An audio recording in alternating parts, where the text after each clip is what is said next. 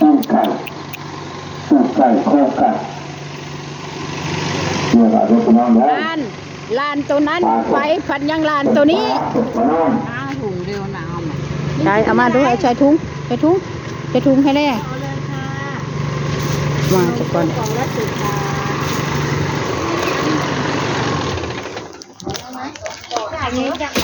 ลักเอาข้าวต้มตักกระดุย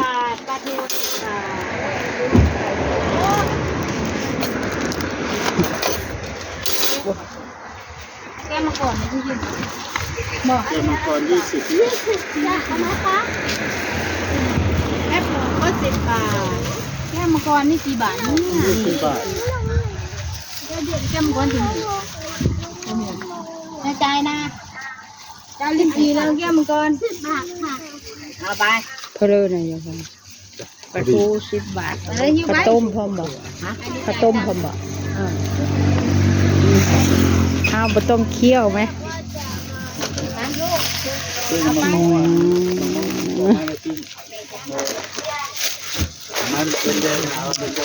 งวะที่ออกมาเนื้อลงจังไหนโอ้ยนี่กินบ่ได้นะเนาะปลาทาแก้เผลอมันมกเผลอนะฮะหมกไข่ปลามันเบื่อแล้วมันกินคือมือหมกปลาดุกนะเธออันนี้มันไปไหนมันกินไปแล้วหมกปลาหรือเปล่านะคือด้วยอันนี้มันนี่หมกปลาดุกไม่ได้อันนี้มันกินไปแล้วนี่หมกปลาดุกใส่เส้นนี่หมกปลาดุกอันนี้ได้สักหมกปลาหมกปลาใหญ่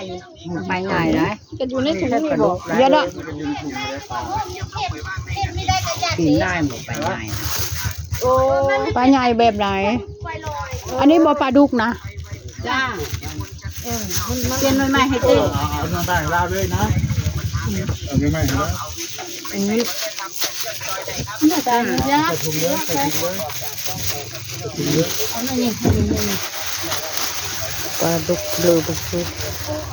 เป็นอะไรเท่เห็นเอา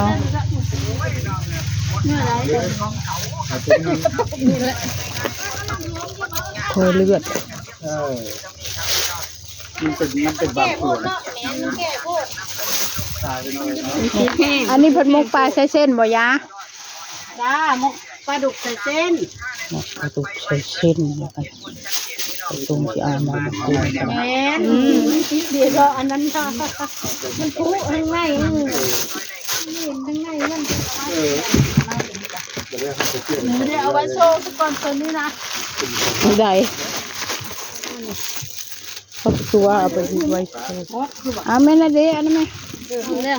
ซื้อดามเธอนี่เลยไม่ได้ซื้อบักแตงโมจากบ้านน่ะ50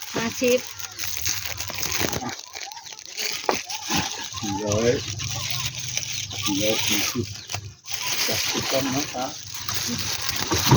ดูกองกูเลยอะไรคือขนมเดี๋ยวซื้อก็ได้ได้ละคนจ่ายโอ้ยแม่เท่คนจ่ายกว้านได้ละ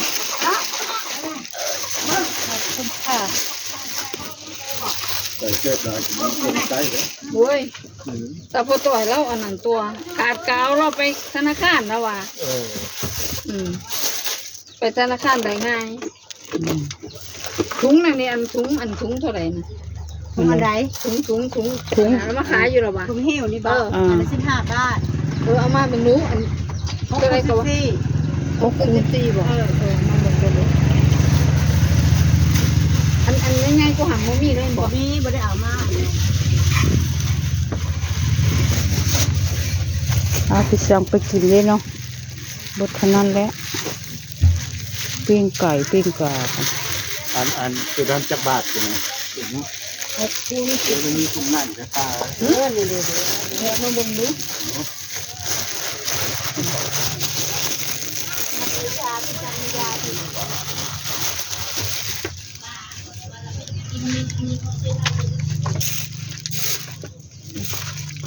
บาทอันนั้นจักรบาทนะบอกมันคือบุรีอะไรนะบ้านคูณ16ขอบคุณ ย่าอยู่ได้ย่าอันนั้นน่ะ ใช่ขนาดเนี่ยแหวนใส่ไข่นะใส่ไข่ถูกต้องอันนั้น มันคือผมมีอยู่ เอาว่าติ้งเดี๋ยวหาสิว่าเลยเอา30 บาทบอก30 บาท นักสักแผ่น ได้ หลายเห็นจนนักคึก อันนี้ ผมมี กับอันนี้45เนาะ อันนี้ผุดเหลือถุงห้อนบ่ยาโอ้ถุงอันนั้นเนาะ 45 บาท เอาอันนี้อันนั้นเอาไปไว้บ่เอาตัวนี้นั่น บ่ กระเป๋าขึ้นไปหลายชิงแท้ ก็ถึงได้นี่แหละว่า45 คุณนายเอ้ยมาแต่ใช่วะคุณนายตายโอ้ยนั่นบอกโมจิเลยเนาะพูนถือกินไก่ตายเบิ่งนู้ผู้ ใส่ไข่เนี่ย ถือกินไก่นะไม่น่าแล้วบอกโมจินะเนาะ ลาอยู่ไป เอาไปเอาห่วงกระเทศได้รถเพิ่นนะอย่าไปเฮ็ดมันได้มันมึงชู้มันดีบ่ แล้วมันจะใส่กัน มาแต่โรงเรียน มา ประหาชนเด็กน้อยครูเชื่อเรื่องอันนี้ เนาะโมจิเจ๊โอ้กูจังมึงเด้จังเลย โมเดลลาบไก่ตัวไก่นี่ไก่นี่ก็ไม่เดียวว่ะ โมจิเบิ่งนู่นรูปโลด ลาบปลาแล้วก็ ตักกระดูกของค่อยข้าวต้มแล้วก็อันนี้พร้อม อันนี้แกงไก่ใส่ปี สาวกับสาวเปิ้นกินแล้วบ่เปิ้น นี่เป็น20ค่ะ กินเฮ้ยเท่าไหร่ ชาว ก้อยเนื้อแท้จะเปิดเลย เป็นหยอนดอกว้าวตายสักทีฮะเขาจะเปิดกล้อง